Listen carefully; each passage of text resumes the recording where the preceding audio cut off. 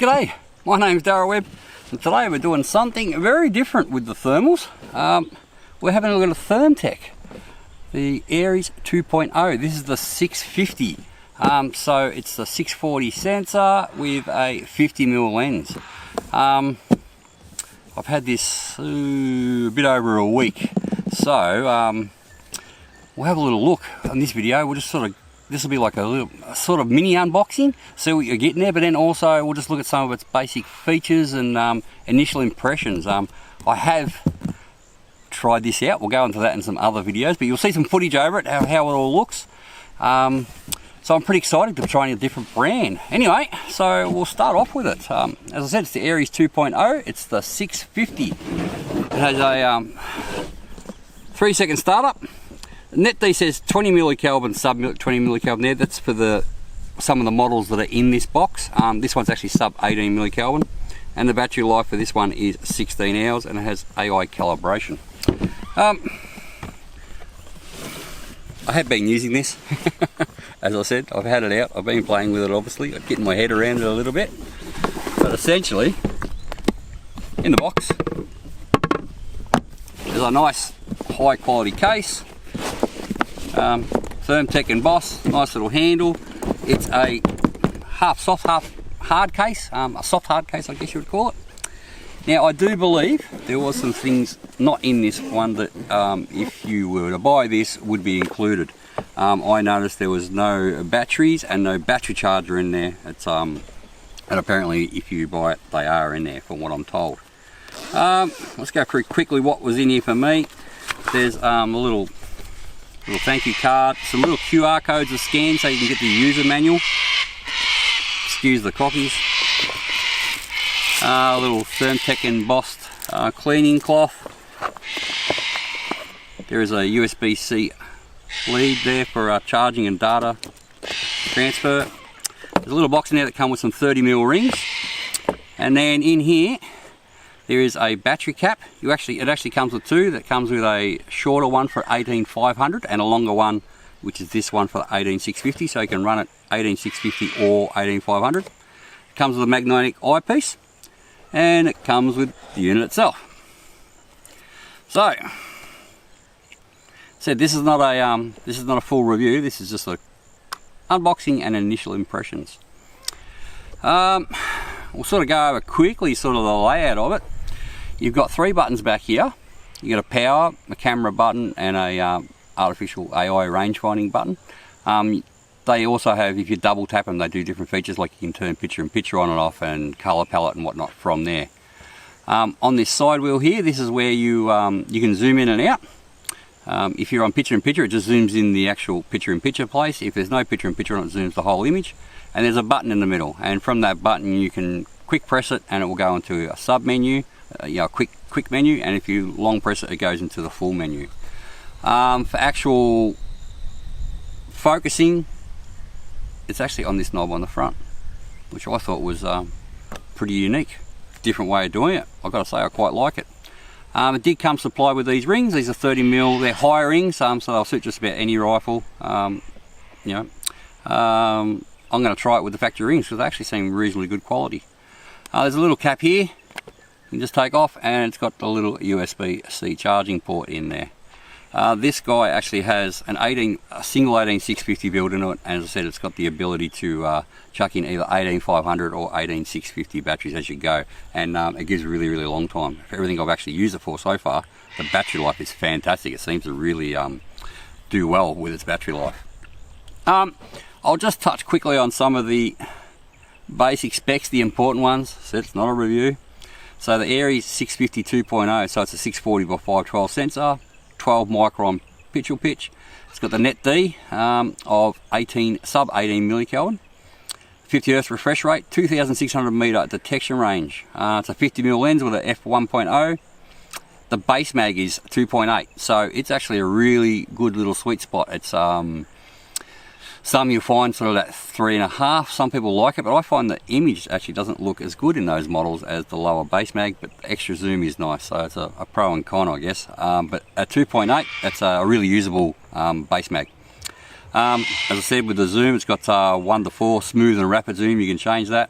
50mm eye relief, 6mm extra pupil. We'll go down to something else. It's got 7 reticles.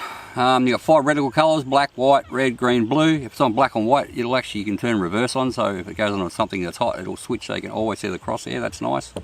The display's an AMOLED 1024 by 768. It does actually look quite nice in there. It is a very nice screen.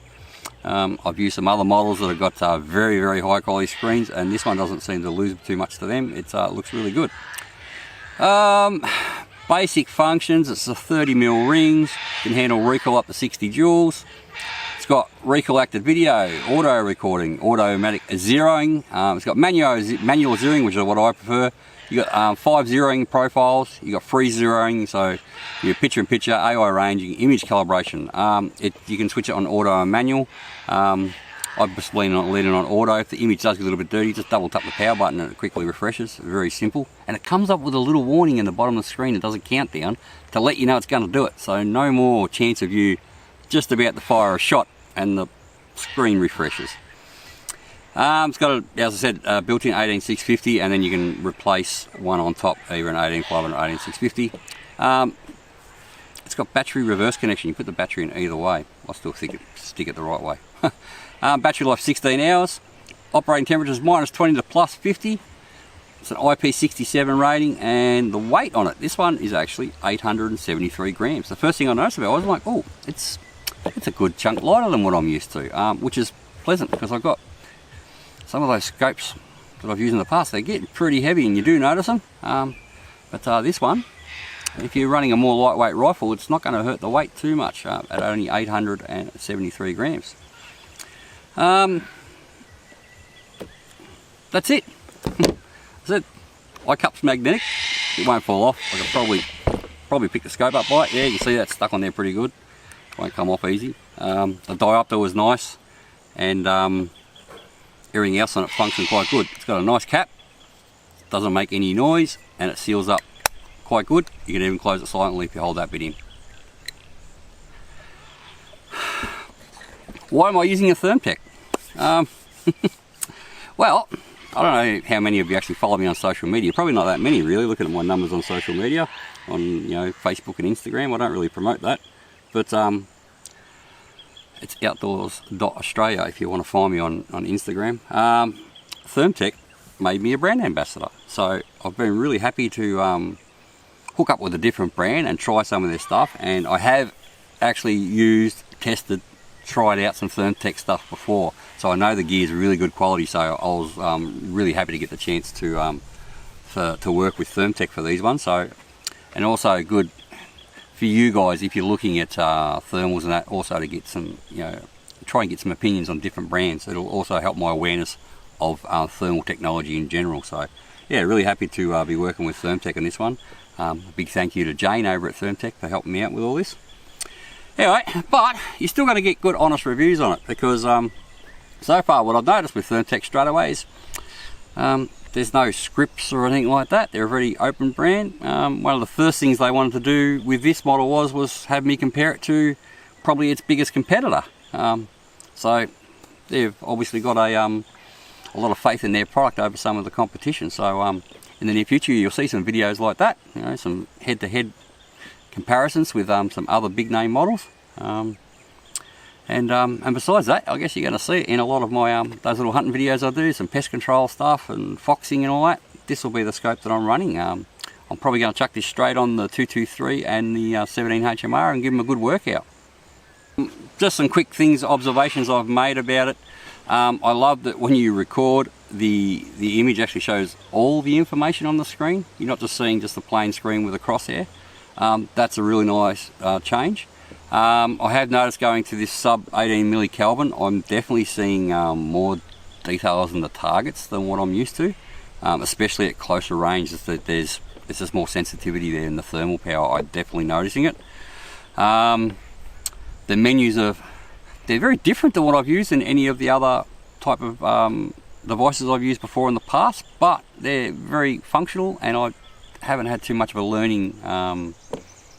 Yeah, it's been pretty easy to jump from one to the other. Even though they are quite different, I've found the menus very functional, easy to find your way through and navigate. And also I love that they show up on the screen. so you can actually see in the videos what I'm doing. Zeroing it, it's you can just use the manual and a freeze frame, exactly like I've done in the past with just about every other sort of type scope, whether it be night vision or thermal or whatever. They have got that freeze function, and they've also got an auto aim one. If you've got the correct type target, you can pretty much fire a shot, and it sees where the bullet goes, moves across there and does it for you. So I haven't tried that yet, but maybe I will in the future. Yeah, so initial impressions, build quality feels great. The rings that came with it feel pretty good. Maybe some quick release rings I might try and find for it, because I do swap between rifles. I've enjoyed things like the battery caps and that. You can see there. This is for the 18500, and if I grab that one for the 18600, 650, you can just see it's a bit different in height there. I love that you can hot swap batteries while it's turned on, and I love that you can get the caps on and off nice and easy.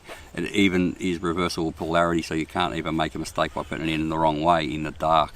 It looks like, from what I've seen from Thermtec, and I've just been studying them a bit lately, some of their other products through other videos and things like that.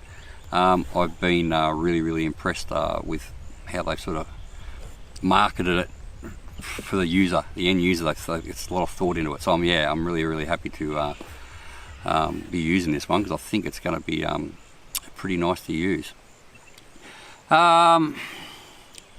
This is the Ares 2.0. I'm not even sure if this thing's available yet. They did announce it a couple of weeks ago, but I'm sure they'll probably start trickling down the shops. I will have some hunting videos with it up very shortly, and I will have a comparison to probably the TH50 version 2, because I do own that one and I've got a lot of time on that one. I just wanted to give this one a little bit more time before I did that video, so that'll probably be the next video up. And then once I've sort of had it a few months, I'll do a full review on it, and I can really let you guys know. Anyway, if I've got any extra footage, I'll chuck it on at the end of this one, but if not, there should have been some footage being overlaid here, and you got the chance to see it. Of course, the cockies have got to say that part. Okay, now that the cockies have had their say for 5 minutes, I'll end the video here. So yeah, if you like this video and you want to see more what's happening with this Thermtec Ares 2, if you want to see like a comparison with the TH50 version 2 and a full review on it, then hit the subscribe button as well, and I will see you in the next video. Bye for now.